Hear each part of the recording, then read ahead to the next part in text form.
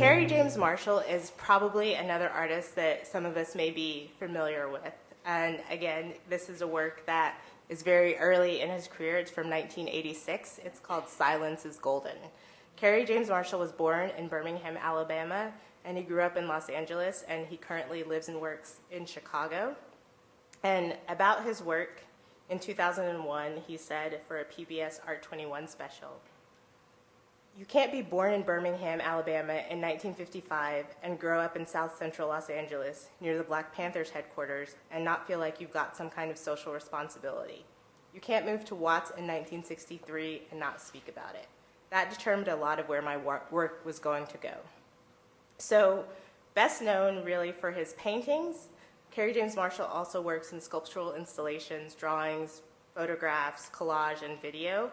And all of his work is really commenting on the history of Black identity in the US and also thinking about Black identity through art history. He was another person who was in the Studio Museum's residency program. This work is from that time. He was in the residency program from 1985 to 1986. And you'll also see that this work is a gift of the artist, right? So this is a work that Carrie James Marshall made and then gifted to the museum as a way of commemorating and thinking about his time there. Another thing that I always enjoy when I talk about Carrie James and his time at the Studio Museum, it's where he met his wife. Cheryl Lynn Bruce, who is an actress, was in the education department at the Studio Museum at the time that he was there, and that's where they met and fell in love and then moved to Chicago. So really, the Studio Museum has had impact on people's lives across the board and in all different realms. And really, again, as I mentioned, this is different from the style that we know him for, but you can also start to see the things that are developing, right? See how he has created this skin, and it is black, true black in the color. And then if we look at another work from Carrie James, this is called Our Town. It's from 1995. It's in Crystal Bridges' collection, so I get to spend a lot of time with this work as well. But you can see the treatment of the skin on the kids as they're sort of riding their bikes. And then, again, a more recent work by Carrie James Marshall, where the skin and his style has developed a little bit, but the way that he is still treating color comes across and can show really the trajectory of his work. And Carrie James is another artist who is so foundational for artists, younger generations of artists really across the board, including Jennifer Packer, who is another artist who was in the Studio Museum's residency program and currently lives and works in New York.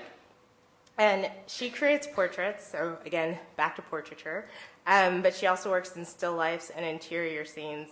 And she's really allowing viewers a look into personal moments. So all of her subjects, different than Jordan, who gets to know her subjects. Jennifer already knows her subjects, right? So these are her friends, sometimes her family members, fellow artists. People often come up again and again in works because she's working from her friend base, people who come to her studio who she can spend time with and have them be there. And what happens because of this connection is you see her subjects in very relaxed poses. Sometimes they're on their cell phone, sometimes they're asleep, sometimes they're reading a book because they're so comfortable with her that they're almost forgetting that she is painting them and really creating what they're looking. And she, again, has also used a fairly limited color palette throughout her career, as well as very loose brushstrokes. And one of the things that I often enjoy about Jennifer is that she is a perfectionist in her work. It's very hard for her to decide when a painting is finished. She also sometimes will take paintings back that have been given to collectors. She'll trade back because she's like, oh, it's not finished. I need it back to finish it. And she'll give them another one. So this is something, this craft that she is honing and really feeling a personal connection, right? Because if the people you're painting are your friends, are your family, you're going to feel like they should be projected in a certain way. And Jennifer's work, also very much settled in portraiture, does oftentimes sort of slip into and think a lot about abstraction. That's due to the way that she is treating the canvas and how she's using the brush. And oftentimes with clothes especially, you can sort of see this with Ivan's pants, that you know they're pants because there's the loose shape and outline of them, but they could almost be really anything moving around in there, as well as the way that he's very much blending into the background. Another connection with this work is that the subject, Ivan Ford, is a New York City-based photographer who Jennifer got to know during her time at the Studio Museum. Ivan even had a longer connection to the Studio Museum in that when he was a teenager in 2008, he was in the museum's Expanding the Walls high school photography program. So this program that, takes kids who maybe have an interest in photography, but maybe just want to, get a camera and say they have a show at a museum, and really has developed some really great artists, and also these connections and these friendships. And this program is fabulous. I wish I could sort of go back to being in high school and doing it, because they not only get to have this experience, they get to go to great museums across the city. They get to go to all these amazing studios. They went to Lorna Simpson's new studio before I think a lot of curators had been, and I was like, oh, what about me? I want to go. But how the museum is developing artists and developing the community at all levels is something that I don't think can be overstated. And this is just a shot of an exhibition that was called Four, which is part of a series that's called the F-Show series that the Studio Museum does of emerging artists. And in the background against the wall are a few Four paintings by Jennifer, so you can sort of see in the distance the style that is more on view in the last painting. So again, you shouldn't have favorites as a curator. It's not right. It's especially a contemporary curator, because the artists you work with are living. But Stanley Whitney is probably one of my favorite artists to work with. While I was at the Studio Museum, I got to work on an exhibition of his work called Dance the Orange. It was his first major exhibition in New York City. Stanley was born in Philadelphia. He lived in New York for most of his adult life. He splits his time between New York and Parma, Italy. And one interesting thing about Stanley, he was a teacher. He's retired from teaching at this point, but he taught many, many generations of artists at Tyler School of the Art in Philadelphia.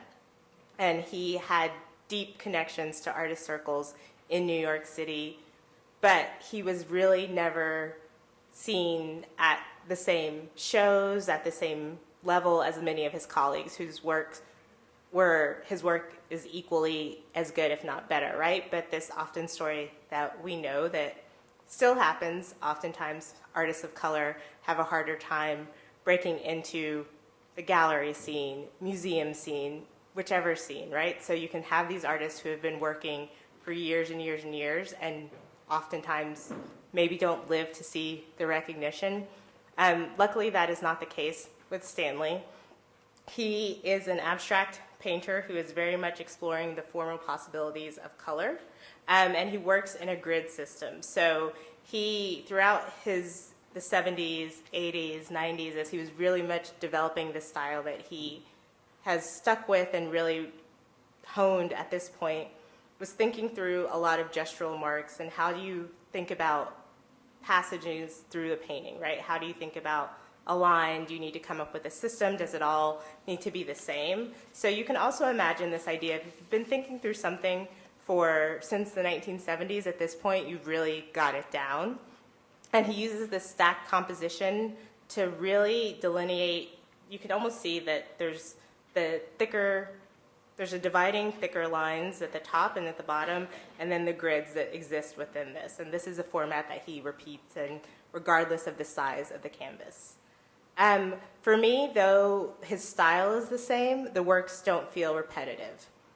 He's taking cues from early minimalism, color-filled paintings, jazz music, and some of his favorite artists. And one of the great things about Stanley's title is they're often songs, places, poems, things that have inspired him in a way that don't necessarily connect to what's happening in the painting, because again, he's not telling you what you should be feeling or what you should be getting from the work, but the title for him is a way of connecting his own experience to the work.